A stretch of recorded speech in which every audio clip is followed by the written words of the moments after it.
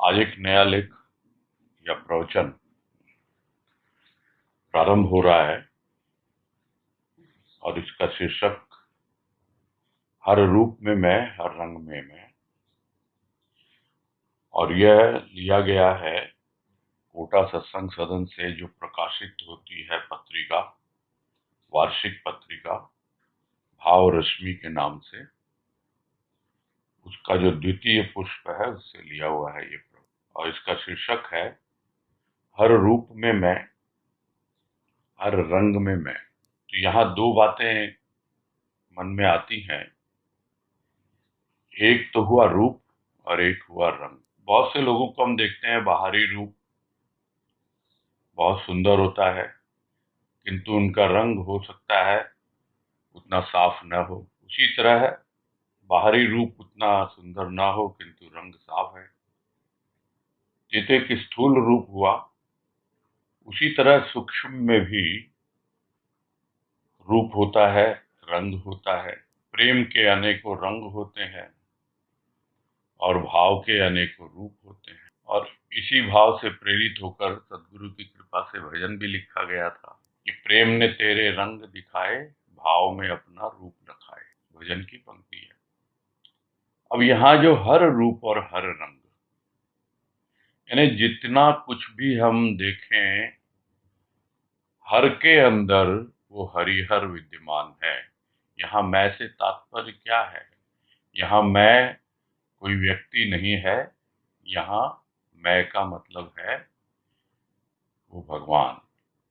यानी जिसकी मैं रही नहीं, उसकी मैं पूरी तरह परमात्मा के साथ एकाकार हो गई। वो अनुभव कर पाता है कि हर रूप में मैं, हर रंग में मैं। और भक्त अनुभव करता है कि उसका प्रभु उसको कह रहा है कि भाई तू जिस हाल में भी है, जैसे भी है, जिस रूप रंग जो कुछ भी तुमको बाहरी दिया गया है प्रकृति के द्वारा, और भीतर में तुम्हारे प्रेम और भाव का जो भी रंग रूप है, उन सब में मैं ही हूँ। और उस रंग और रूप का, यानी प्रेम और भाव का आधार लेकर तू आगे बढ़ और अपनी सच्ची मैं को पहचान, अपने आत्म स्वरूप तक पहुंच। तो शीर्षक पढ़ के सदगुरु की कृपा से यह भाव मन में आया जो सामने रखा गया। अब इसमें राजमा क्या कह रहे हैं वो हम पढ़ते हैं, शुरू करते हैं। कि बाबा बलदेव दास के भाव में मगन होकर सदगुरु ने अनुभव किया कि संसार के सुख दुख अब मुझे छू नहीं सकते। तब उन्होंने भगवान के उस भाव को हम जीवों के प्रति समर्पित किया। और यह तो हम सबको पता ही है कि सदगुरु और उनके भी गुरु, यानी हमारे परम गुरु बाबा बलदेव दास। और जब कोई भी भक्त अपने भगवान के भाव में पूरी तरह मगन हो जाता है, कोई भी शिष्य अपने सदगुरु के भाव में पूरी तरह लीन हो जाता है, तो यही अनुभव करता है कि अब मुझे इस संसार के सुख दुख छू नहीं सकते, क्योंकि वह भाव उसे कुछ इस प्रकार की सुरक्षा प्रदान करता है। और यह सुरक्षा कोई भौतिक सुरक्षा नहीं है, यह सुरक्षा आध्यात्मिक सुरक्षा है। यानी उसका मन विचलित नहीं होता, न तो सुख में वो उछलता है और न दुख में परेशान होता है। वो दोनों से ऊपर उठ जाता है, क्योंकि उसके जीवन में अब केवल भाव ही भाव है। और उस अवस्था को गुरुदेव ने अनुभव किया, और उसी अवस्था का वर्णन हम सबको उन्होंने किया है, बतलाया है कि किस प्रकार वो भाव जो है, जो भगवान के प्रति पूरी तरह समर्पित है और प्रभु के भाव से ही ओतप्रोत है, और उसी भाव की जागृति हम साधारण गृहस्थ प्राणियों में गुरुदेव ने की है। आगे है, नारायण का एक अर्थ बताया। नार माने जल, अयन माने घर। जिसका जल में वास है वो नारायण है। जल में वास है प्रभु का। हमने विचार कर लिया, गहरे समुद्र में शेषनाग की सैया पर भगवान विराजमान हैं, किंतु संत ने बतलाया भगवान वास्तव में जल में रहते हैं। जल के बहुत काम हैं। जब किसी को प्यास लगती है, प्यास बुझाता है, सफाई का कार्य करता है, पेड़ पौधों को सींचता है। जल के बिना ये धरती सूखी रह जाती। जल रूप में परमात्मा इस सृष्टि में नहीं आता तो ये प्रकाश बिजली का नहीं होता। हम स्थूल व्यवहार से स्थूल परमात्मा को देखते हैं। जल है, किंतु जल है भक्तों की आंखों में भगवान के प्रेम का। संतों ने बताया प्रेम में ही भगवान का निवास है। किसी से भी हमारा संबंध जुड़ता है तो प्रेम से ही जुड़ता है, चाहे हम सदगुरु के समक्ष बैठे हों, चाहे भगवान के। प्रेम है तो हम भगवान को भी देख पाएंगे। सदगुरु ने एक वाणी में कहा, प्रतिमा प्रत्यक्ष, दीपक प्रज्वलित, सूक्ष्म प्रेम स्थूल में भी प्रकाश फैलाता है। कहने का तात्पर्य, किसी के मन में सूक्ष्म प्रेम की भावना जागती है तो जन्म जन्म का ये बुझा हुआ मन भगवान को बूझ लेता है। अगर प्रेम नहीं तो कोई भी इस बुझे हुए मन से अपनी पहेली नहीं बूझ सकता। बुझा हुआ प्राणी भी न भगवान को न ही अपने को बूझ पाएगा। कहा सदगुरु ने, मैं ओंकार स्वरूप हूँ, मैं राम रूप हूँ, मैं कृष्ण रूप हूँ, मैं सब कुछ हूँ। मैं ओंकार स्वरूप कैसे हूँ, ये जानने के लिए हम ग्रंथों में ढूंढते हैं कि देखो इस ग्रंथ में राम का क्या अर्थ लिखा है, कृष्ण का क्या अर्थ लिखा है। शब्दों से अर्थ को तो समझ लेते हैं, किंतु भाव को नहीं समझ पाते। और यहाँ यही बता रहे हैं कि एक अर्थ बतलाया गया नारायण का, और हो सकता है कि राजमा ने सदगुरु के मुख से सुना हो यह अर्थ, तो बताया, यानी सदगुरु ने बताया या किसी और ने बताया, यहाँ यह स्पष्ट नहीं है, किंतु यह अर्थ बताया कि नार का अर्थ होता है जल और अयन का अर्थ होता है घर। यानी नारायण वो है जिसका घर जल में है, अर्थात जो जल में वास करता है। यानी जहां कहीं हम जल देखें, इसका मतलब कुछ और मिले या न मिले, कुछ हमें और अनुभव मिले या न मिले, यह अनुभव हमें अवश्य मिल जाए कि इस जल में भगवान का वास है, भगवान रहता है इस जल में, भगवान विद्यमान है इस जल में। तो हम क्या समझते हैं? हम समझते हैं कि शेषनाग की सैया पर और क्षीर सागर में भगवान विराजमान हैं और विश्राम कर रहे हैं, किंतु संत बतलाते हैं कि भगवान वास्तव में जल में रहते हैं, जल पर नहीं रहते। शेष सैया कहाँ है? जल के ऊपर है। और यहाँ पर संत कह रहे हैं कि वो वास्तव में जल के भीतर रहते हैं। कैसे रहते हैं? कहाँ से यह भाव आया? क्योंकि जल के बहुत काम है, बहुत रूप है, बहुत सी उसकी उपयोगिताएं हैं। जब प्यास लगती है, स्वाभाविक है जल चाहिए प्यास बुझाने के लिए। जहाँ कहीं गंदगी दिखती है, स्वाभाविक है उस गंदगी को दूर करने के लिए, सफाई करने के लिए जल चाहिए। इतना ही नहीं, जो कुछ भी मिट्टी से उपजता है, चाहे पेड़ पौधे हैं, चाहे और कुछ धन धान्य है, जितना कुछ भी अन्न का रूप बनता है, सब तो जल चाहिए प्रत्येक में। तो वो जल क्या नहीं करता, उसके बिना तो ये धरती सूखी ही रह जाती है। यानी यदि हमें परमात्मा को किसी रूप में साक्षात अनुभव करना है तो वो उसका जल रूप। तो यदि जल रूप में परमात्मा इस सृष्टि में नहीं आता तो यह धरती सूखी रह जाती।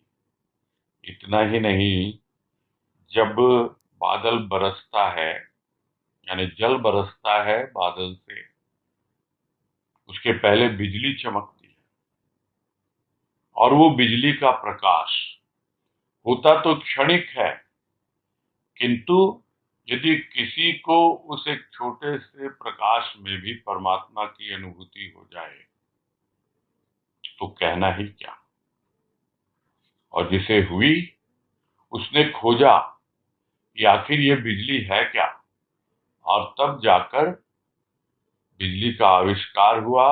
और यह जो प्रकाश अब घरों में हम देखते हैं, घर घर में मात्र एक स्विच दबाने से आ जाता है प्रकाश, वैसे ही है। संत ने खोजा है उस प्रकाश को, उस बिजली को, और यह कहा है कि ये चरण क्या है।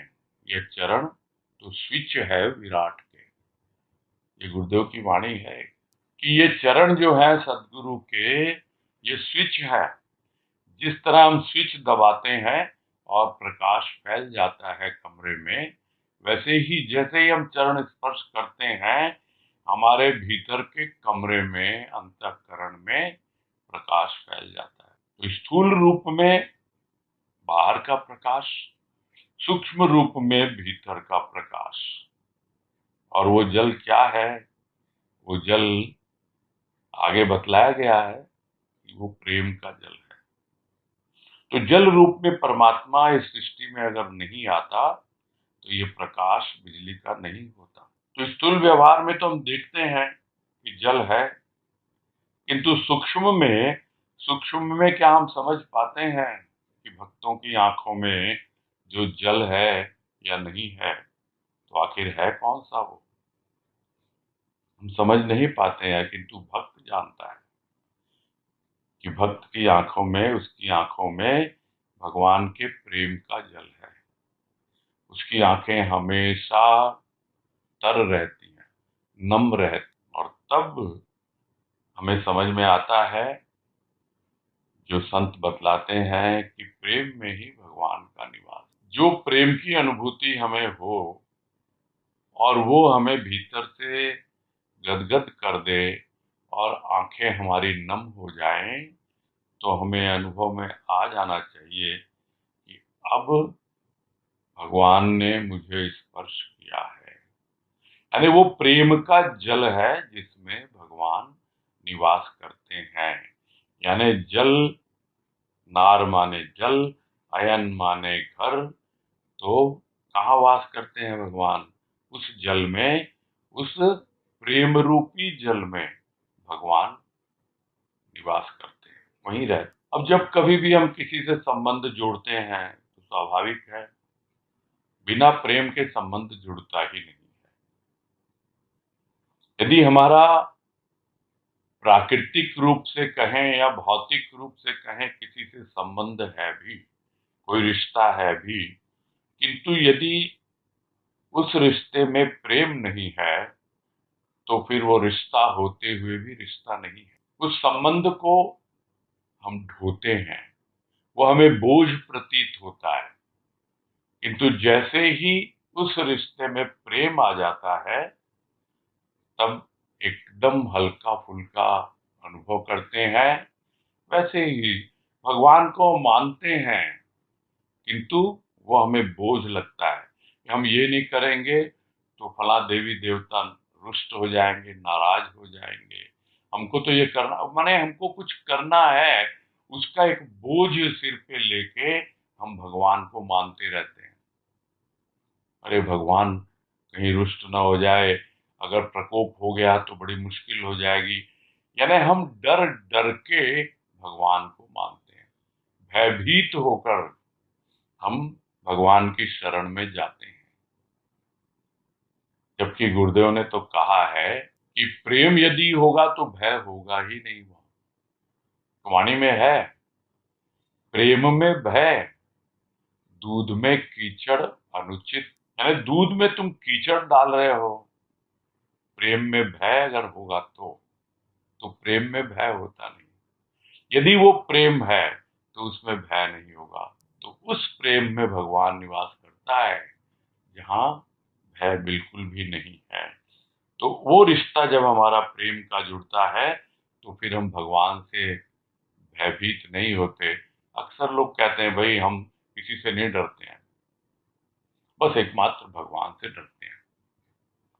अंग्रेजी में भी कई लोगों ने सुना होगा, हाई सोसाइटी में बड़ा कॉमन है, I am not afraid of anyone, yes I am a god fearing man. तो क्या है ये सब?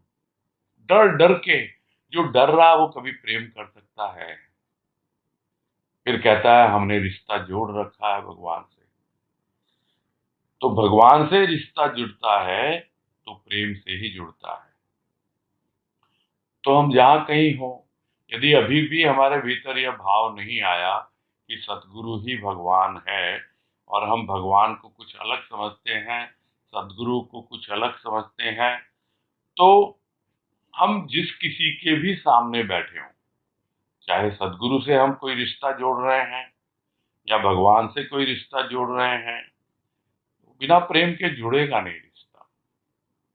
भले ही हम मुंह से बोल दें तुम ही हो माता पिता, तुम ही हो बंधु सखा, तुम ही हो, बोलने से क्या होगा? क्या हम उसको पिता समझते हैं, माता समझते हैं? और यदि समझते हैं तो प्रेम जरूर आएगा उसमें, और नहीं तो वो मौखिक है, बोलने के लिए है। तो प्रेम है तो हम भगवान को भी देख पाते हैं। कौन सी दृष्टि से देखते हैं? भाव की दृष्टि से देखते हैं। वो भगवान जो आंखों से देख रहे हो तो बैठा ही है सामने, मूर्ति के रूप में, तस्वीर के रूप में, वो तो बैठा ही है। ये तो भीतर की आंखों से, भाव की आंखों से हम देखते हैं भगवान को। कैसे देखते हैं? तो उसके लिए एक वाणी का उल्लेख यहाँ किया है माँ ने कि प्रतिमा प्रत्यक्ष दीपक प्रज्वलित, सूक्ष्म प्रेम स्थूल में भी प्रकाश फैलाता है। तो क्या तात्पर्य है कि जब सूक्ष्म प्रेम की भावना जाग जाती है तो सामने जो प्रतिमा है वो उस सूक्ष्म प्रेम का जो प्रकाश फैल रहा है वो स्थूल में यानी उस प्रतिमा में भी उसको जीवंत कर देता है। तो सूक्ष्म प्रेम की भावना जब जागती है तो जन्म जन्म से जो प्यार की प्यास है वो वास्तव में बुझने लगती है। और जैसे जैसे प्यार की प्यास बुझती है यानी संतुष्टि होने लगती है, तृप्ति होने लगती है, तो वही संतुष्टि, वही तृप्ति हमें भगवान का परिचय देती है। नहीं तो अपने जीवन रूपी पहेली को, उस भगवान को क्या बिना प्रेम के कोई बूझ सकता है? जिस तरह पहेली बूझना यानी कि जैसे शब्द की पहेली होती है, वर्ग पहेली होती है, तो उसमें शब्द कुछ ऐसे होते हैं जो आपस में जुड़ने होते हैं और उनके क्लू भी दिए हुए होते हैं। किंतु जब तक शब्दों का ज्ञान नहीं है तब तक वो शब्द आपस में जुड़ते नहीं हैं। सब कुछ दिया है भगवान ने, किंतु जब तक प्रेम नहीं है तब तक हम उन बिखरे बिखरे अपने विचारों को, जो हमारे भौतिक जीवन में है या थोड़ा बहुत आध्यात्मिक जीवन में भी हम अनुभव करते हैं, बिना प्रभु के प्रेम के हम उस जीवन की पहेली को बूझ नहीं पाते, भगवान को बूझ नहीं पाते। क्यों? क्योंकि अभी मन जो है वो बुझा बुझा सा है। बुझा बुझा क्या होता है? थोड़ी कुछ कृपा हुई है, हल्की सी अग्नि प्रज्वलित हुई है, लेकिन वो बुझी हुई सी नहीं के बराबर है। संभावना है उसके भीतर, बुझे हुए मन में भी संभावना है। कभी तो जला था ना वो, तभी तो बुझा हुआ है। और अपने आप को जब बूझ लेता है प्राणी, समझ लेता है कि ये मन बुझा बुझा सा क्यों है, इसलिए है क्योंकि उसमें प्रेम नहीं आया। और जैसे ही प्रेम आता है, तब वो अपने मन की पहेली को बूझ लेता है।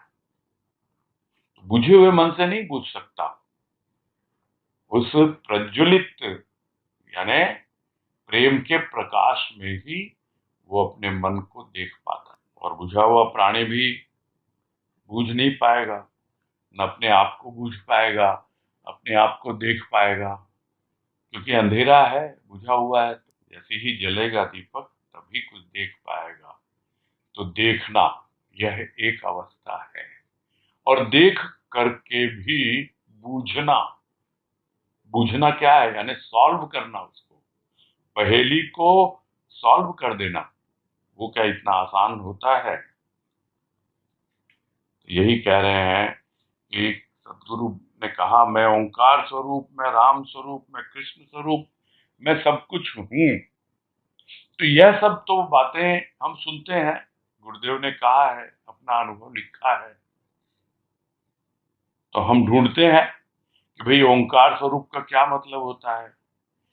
हम डिक्शनरी में देखते हैं, हम ग्रंथों में देखते हैं कि आखिर ये ओंकार का क्या अर्थ है, ये राम कृष्ण इन सब का क्या अर्थ निकलता है।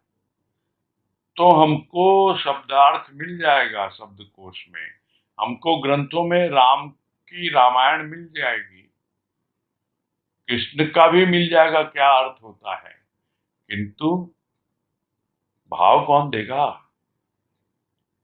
शब्दों का अर्थ अपनी जगह है, वो है शब्दार्थ, किंतु भावार्थ जब तक भीतर भाव नहीं, जब तक भीतर प्रेम नहीं, तब तक सब कुछ होते हुए भी कुछ भी नहीं।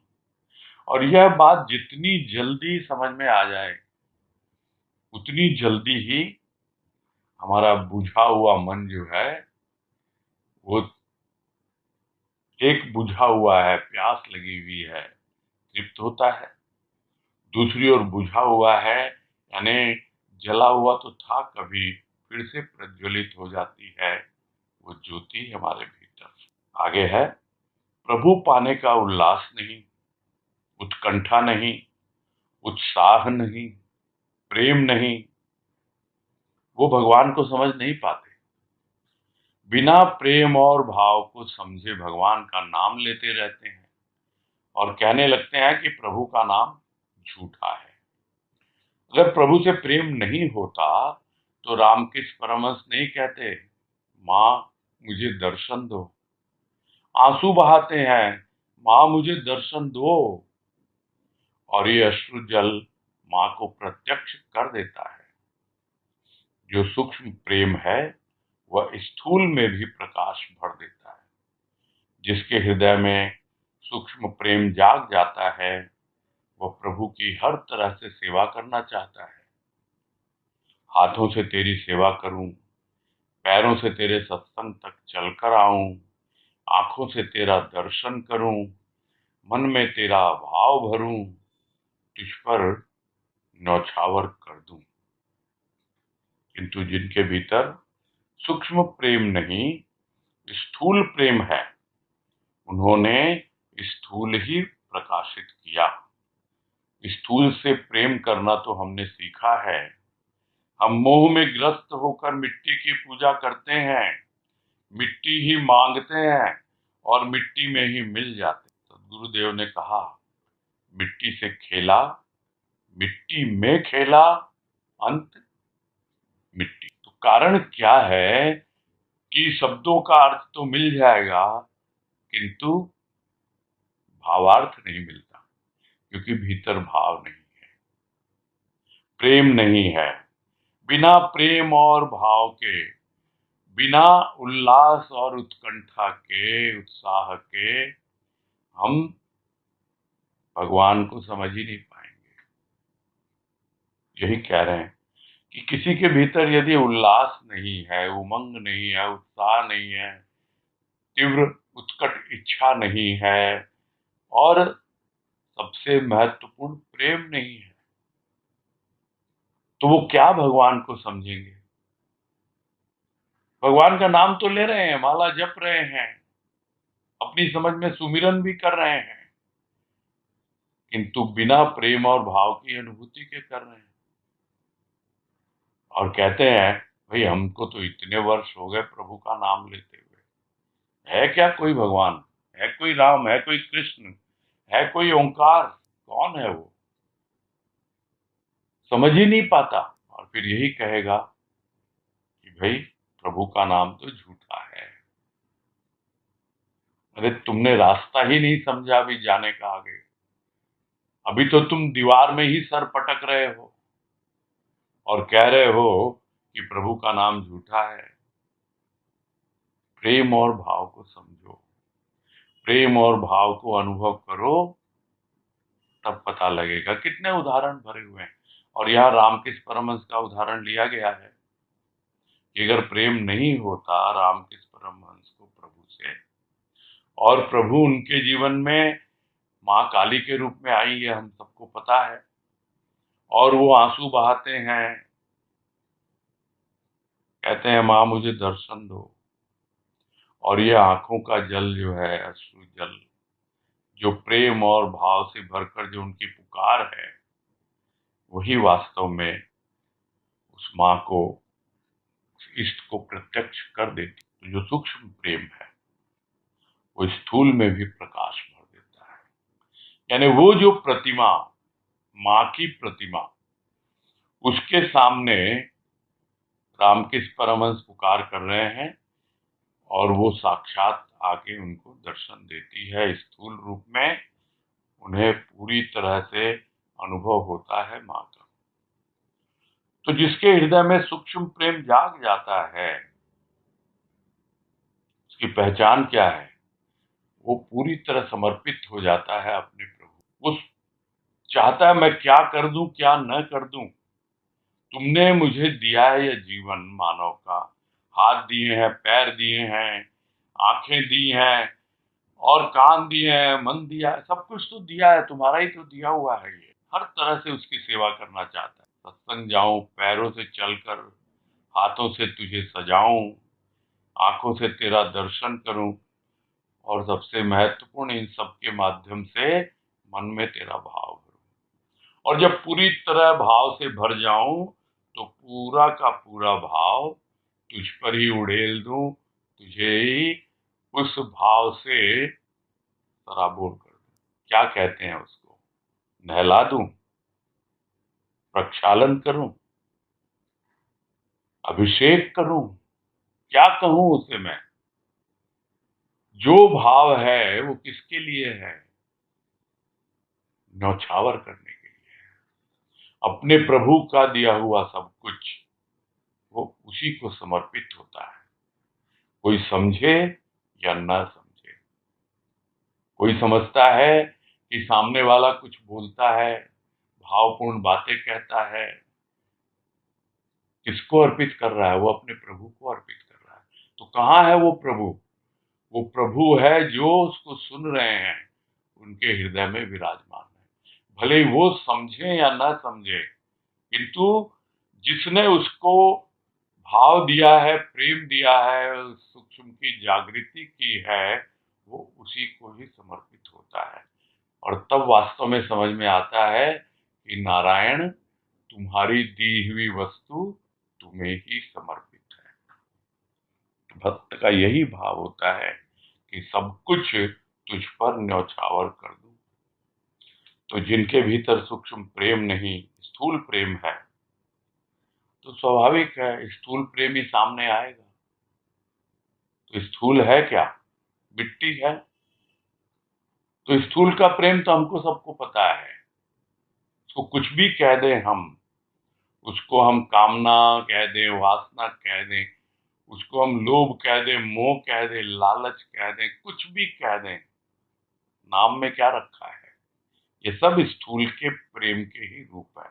ये तो हमने बहुत सीखे हैं, अपने आप ही आ जाते हैं, संगत के कारण आ जाते हैं। उसी तरह सूक्ष्म का प्रेम यदि अनुभव करना है और सूक्ष्म का प्रेम यदि सीखना है तो वैसी संगत करनी होगी। तो वो तो हमने सीखा है, स्थूल से प्रेम करना। मोह में ग्रस्त रहते हैं, मिट्टी की पूजा करते हैं, यानी मिट्टी की मूर्ति बना ली और उसी की पूजा करते रहते हैं। और उस मिट्टी से क्या मांगते हैं, स्थूल के ही एक पदार्थ मांगते हैं, स्थूल का धन मांगते हैं, वो मिट्टी ही मांगते हैं। और इस तरह पूरा जीवन व्यतीत हो जाता है और एक दिन मिट्टी में ही मिल जाता। क्या कहते हैं गुरुदेव वाणी में, मिट्टी में ही खेला, पूरा जीवन इसी मिट्टी में बिता दिया। मिट्टी से खेला, मिट्टी में खेला, यानी जो समझ में आता है तुमको वो मिट्टी है, अंत मिट्टी। इसको क्या समझ में आएगा। रामकृष्ण परमहंस की बात चली है तो उनके जीवन से याद आ गया मिट्टी वाली बात, कि रामकृष्ण परमहंस कहा करते, सोना माटी, माटी सोना। यानी जब तुम्हारे भीतर में ऐसा भाव आ जाए कि ये माटी से निकला हुआ सोना है, तो ये क्या मिट्टी से कम है क्या, मिट्टी ही है। किंतु जब उसी मिट्टी से निकली हुई वो मूर्ति है, वो समझ में आ जाए तो वो मेरे लिए सोने के बराबर हो जाए। तो यह भाव जब भीतर बैठ जाए कि भले ही वो मूर्ति मिट्टी की बनी हुई है, किंतु मेरा प्रेम वो तो सोने के समान सुनहरा है, प्रकाशित है, तब जाकर भीतर वो भाव आता है। नहीं तो मिट्टी से ही खेलता रहता है, मिट्टी के रुपये पैसों से, स्थूल का जीवन सब कुछ, और उसी में खेलते खेलते एक दिन मिट्टी में ही मिल जाता है। आगे है, फिर हमारे मन में विचार आता है कि सूक्ष्म प्रेम क्या है। तब संतों ने बताया, प्रत्येक जीव अपने बच्चे को गोदी में रखकर पालते हैं, अंडों के ऊपर बैठकर उसको सेते हैं तो वे उनके रूप को पाते हैं। किंतु मेढक है जो किनारे पर रखे अपने अंडों को अपनी दृष्टि से सेता है और मेढक ही उत्पन्न कर देता है। एक पक्षी होता है हुमा, उसके लिए सुना गया है, वह आकाश में अंडे देता है। जब अंडा ऊपर से नीचे गिरने लगता है तो उसे लगता है कि कहीं अंडा टूट न जाए। इसमें जो शक्ति है एक जीव को पैदा करने की समाप्त न हो जाए, उसकी एकमात्र चिंता से उस अंडे में से पक्षी प्रकट हो जाता है, धरती पर नहीं आता। धरती पर गया तो अंत है, आकाश में ही उड़ने लगता है। तरह तरह के जीव हैं यहाँ पर, जो स्थूल से स्थूल सेवा करते हैं और सूक्ष्म से स्थूल की सेवा करते हैं, वो संत हैं। संत तन से पालन पोषण नहीं करते, वे अपनी सूक्ष्म दृष्टि से जीव का पालन पोषण करते हैं। जिनमें भाव के प्रकाश की चाह है, वह जीव कहीं भी बैठा हो, कहीं भी रहता हो, संसार के किसी भी कोने में उसका निवास हो, वो उसे भाव देता है, वाणी देता है, भाव योग देता है, और इन्हीं सदगुरु की कृपा से वह स्थूल में, अपने रोम रोम में, अपने हृदय में प्रभु का अनुभव करता है और कह पाता है, हरि तू अनंत है, तेरी कथा अनंत। विचार तो आना स्वाभाविक है। अगर गुरुदेव कह रहे हैं कि मिट्टी से खेला, मिट्टी में खेला, अंत मिट्टी, तो भाई मिट्टी है तो वो तो स्थूल का प्रेम है, तो आखिर यह सूक्ष्म का प्रेम होता क्या है, समझना तो होगा ना। तो कौन बतलाएगा, संत ही तो बतलाएगा। तो बताया संतों ने कि जिस तरह हम देखते हैं स्थूल के प्रेम को, कि प्रत्येक जीव बच्चे को अपनी गोदी में रखकर पालते हैं, यानी स्तनपायी जीव होते हैं जो, वो प्राय इसी तरह अपने बच्चे को पालते हैं, और मनुष्य भी उसी कैटेगरी में आता है। दूसरे होते हैं जो अंडज होते हैं, जो अंडों के ऊपर बैठते हैं और उनको सेते हैं। वो भी, उनको भी स्पर्श मिलता रहता है और वो उसी रूप में प्रकट हो जाते हैं। जैसे मुर्गी है, अंडे को सेती है, उससे भी मुर्गा या मुर्गी कुछ भी प्रकट होता है। किंतु मेढक जो है वो अपने अंडों के ऊपर बैठता नहीं, क्योंकि वो एक अलग कैटेगरी है। वो अपनी दृष्टि से सेता है, यानी देखता रहता है आंखों से। तो एक का स्पर्श क्या है? वो स्थूल का स्पर्श है, जो अपनी गोद में रख करके स्तनपान कराता है। और दूसरा क्या है? उसके ऊपर बैठ के उसको सेता है। किंतु यह स्पर्श तो आंखों से है, दूर से बैठा हुआ है, आंखों से अपने अंडे को सेता रहता है, और उसके द्वारा ही मेढक उत्पन्न हो जाता है। और फिर एक पक्षी जो बड़ा विचित्र है, ये सुना गया है, वास्तव में है या नहीं, और यह उदाहरण रामकृष्ण परमहंस के साहित्य में कई जगह आया हुआ है। वो उदाहरण दिया करते थे हुमा पक्षी का। क्या सुना गया है?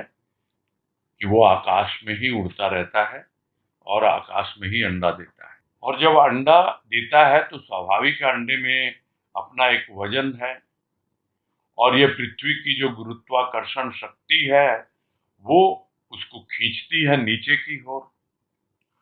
किंतु उस होमा पक्षी में भी एक शक्ति है कि वो उस अंडे को नीचे गिरने नहीं देती।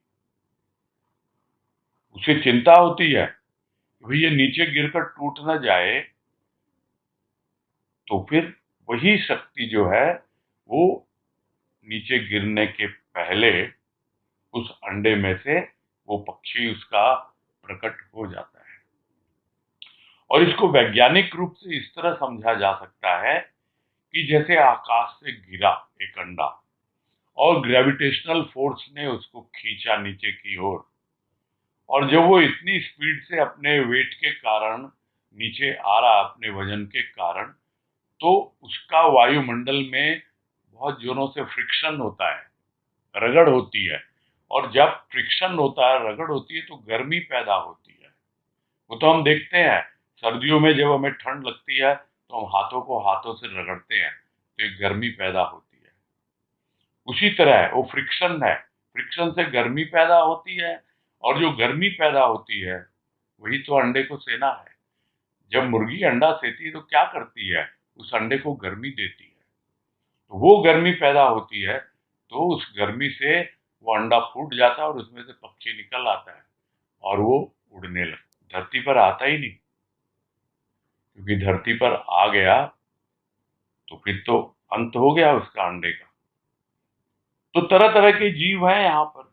यह तो हुआ, एक है स्थूल से स्थूल की सेवा है, और फिर भी है जो स्थूल यानी स्पर्श, वो आंखों से भी दे रहा है मेढक, कछुआ भी देता है आंखों से स्पर्श।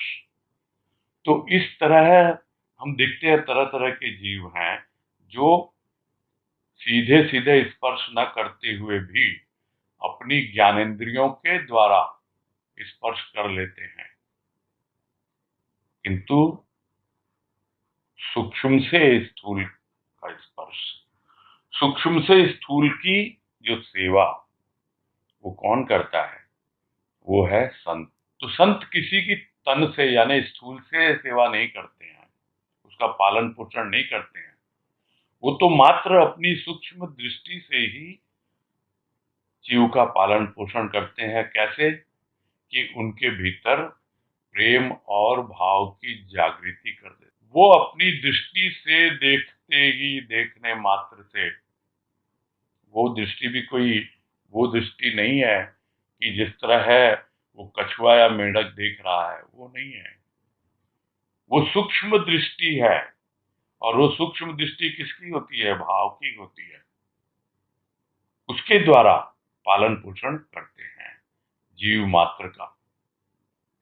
तो जिनके भीतर है वैसी चाह उस प्रेम और भाव के प्रकाश की, तो कहीं भी बैठा हो, कहीं भी रहता हो, संसार के किसी भी कोने में क्यों ना हो, तो संत उसको भाव देता है, अपनी वाणी देता है।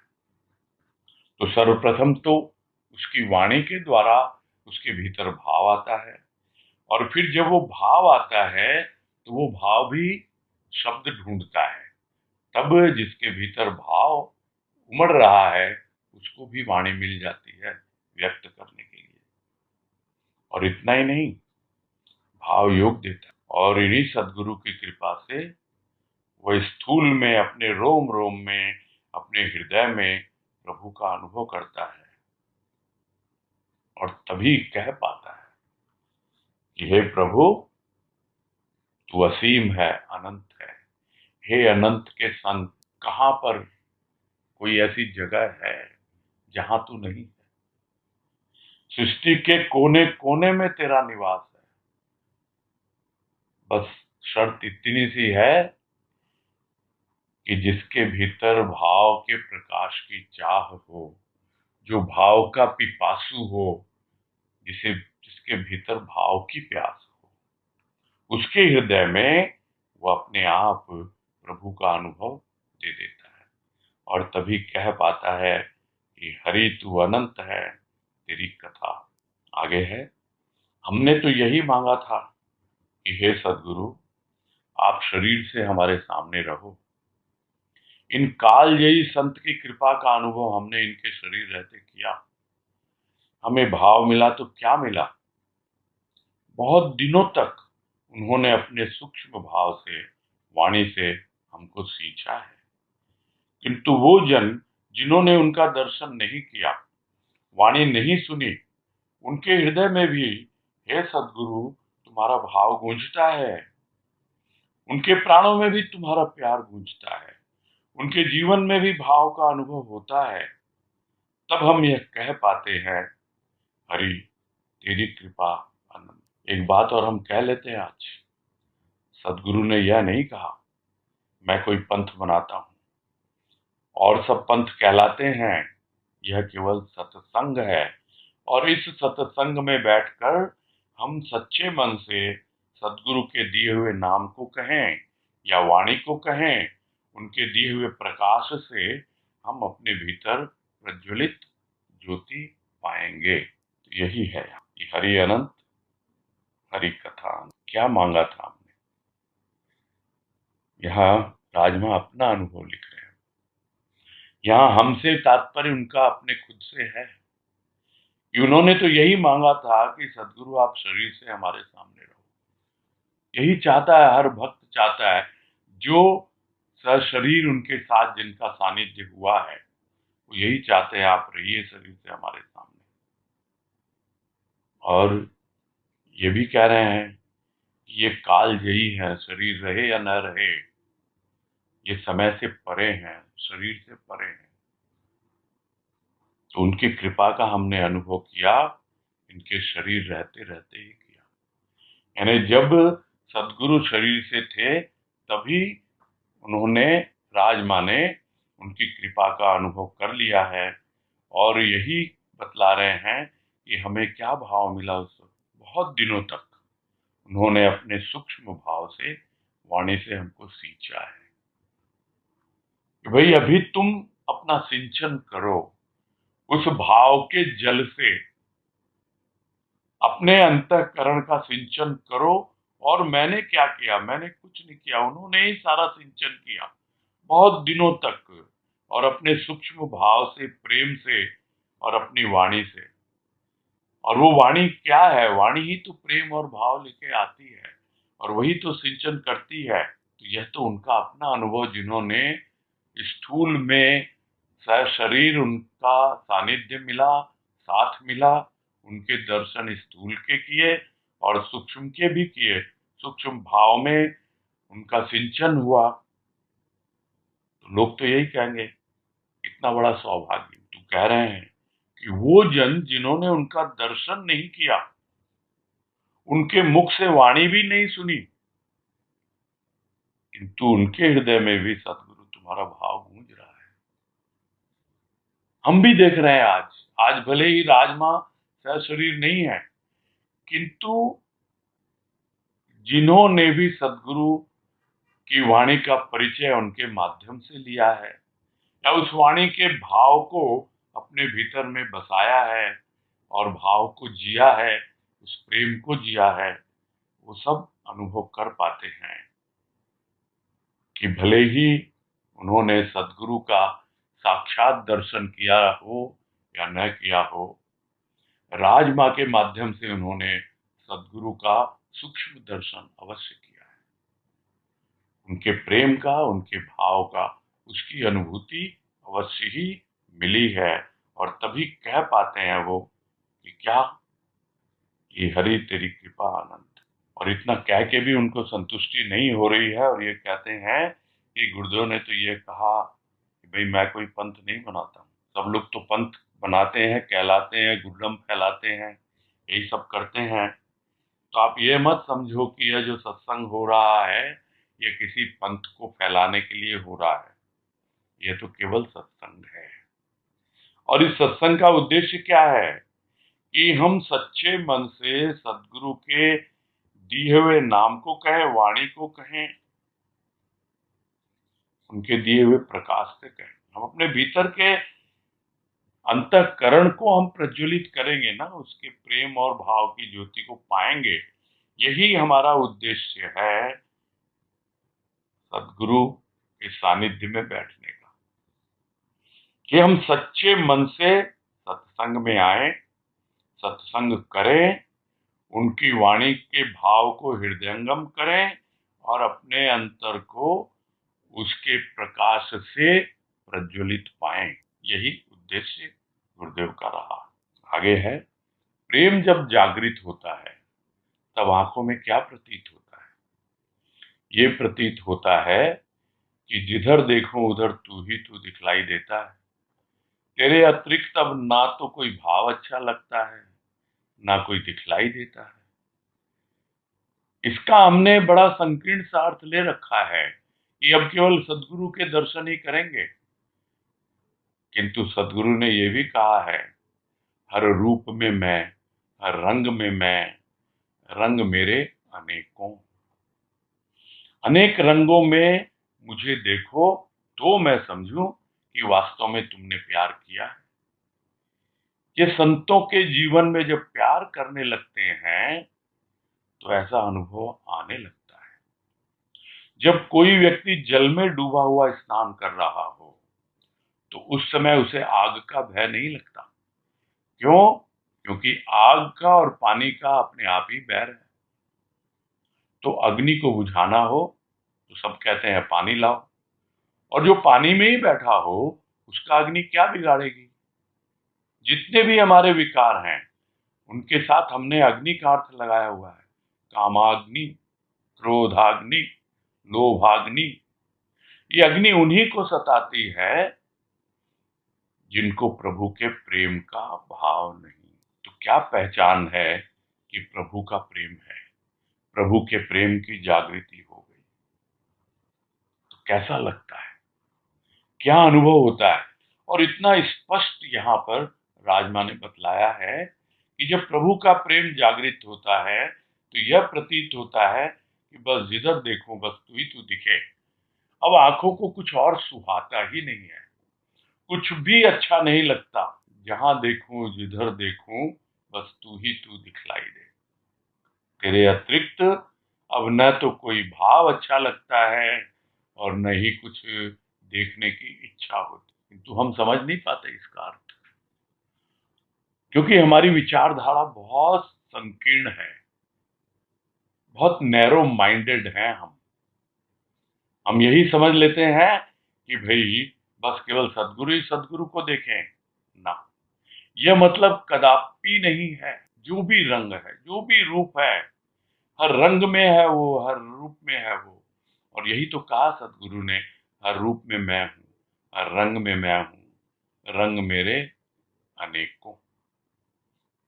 तो केवल सदगुरु के दर्शन करेंगे ऐसा नहीं है, किंतु जहां कहीं भी हम इन प्रेम और भाव से पगी आंखों से देखेंगे, हमें वही प्रेम और भाव की अनुभूति होगी। क्योंकि अब हमारे लिए सद्गुरु का क्या रूप है?